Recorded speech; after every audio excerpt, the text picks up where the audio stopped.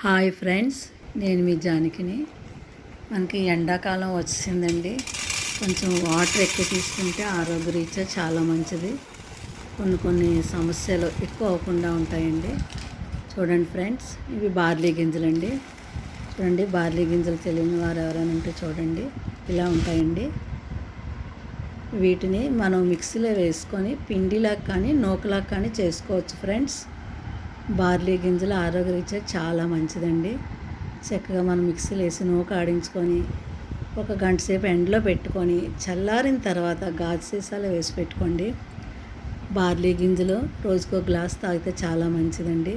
కాస్త మజ్జిగ వేసుకొని, ఉప్పు వేసుకునే వాళ్ళు కాస్త ఉప్పు వేసుకొని తాగండి. షుగర్కి, బీపీకి కూడా చాలా మంచిదండి. మనకి వాటర్ తక్కువ అయినప్పుడు బార్లీ గింజలు ఈ వాటర్ తాగితే చాలా మంచిదండి.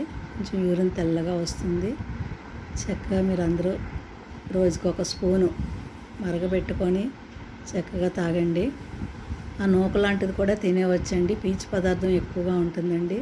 ఓకే అండి, థ్యాంక్ యూ.